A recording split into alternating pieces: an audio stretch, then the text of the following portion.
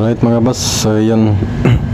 Ito na nga yung NS200 na dinala nung taga Bulacan. So shout out kay sir. So binuksan na natin. So gabing gabi kagagaling ko lang sa trabaho, binuksan ko na to kagad para malaman agad ni sir kung anong sira nito. So yun pala mga boss, tulad nga ng sinabi ko, hindi pa natatapos itong ating gawa ng motor na bago nating shop, pero may dumayo na.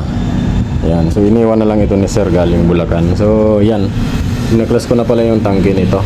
May nakita na kagad akong mali dito, tulad nito. Carburetor, naka ano lang kasi ito, walang air cleaner, naka open lang, kaya ganyan ang itsura niyan. Pangalawa, sira ang tensioner. Pangatlo, ito ang malala.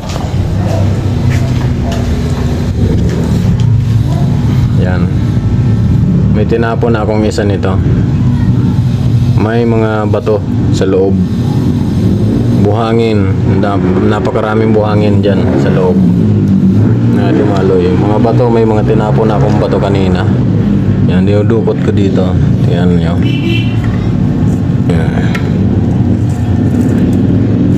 Yan o. Hindi ko alam sir baka may galit sa'yo dun Ayan o. Yan sir mga bato. Hindi ito parts ng motor. Yan o.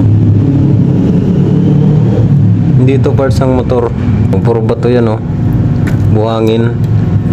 Hindi ito parts ng piyesa ng motor na galing sa loob. Napakarami.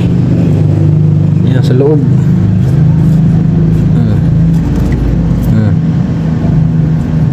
Ang daming buhangin. So, update ko kayo mga boss mamaya. Tawagan ko lang yung may-ari nito. Ayan o. Ayan o. Dami. Marami pa sa loob. Buhangin. Pagtripan yata itong motor na to Alright mga boss, so nabaklas na nga natin itong bandang clutch side. So may ipapakita lang ako sa inyo. Yan. Ayaw mag-focus. Yun. Ayan, kita nyo ba yan mga boss? Yan. Mga bato. Yun o. Bato po yan. Graba. Ayan o. Pinagtripan itong motor ni boss.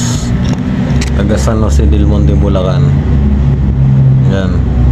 Kitang kita mga buhangin, graba sa loob. Hindi ko alam kung tao pa ba yung gumawa nito na ang hilig nyo mamperwisyo ng kapwa. Hindi ko alam kung nakakatulog pa kayo sa ganitong mga mapanakit. Hindi ko alam kung nasa ng utak nitong gumawa nito. So sana wala kang motor na pwede rin paglaruan ng iba. So sana hindi mo sabitin ang ginawa mo dito sa may-ari ng motor na to.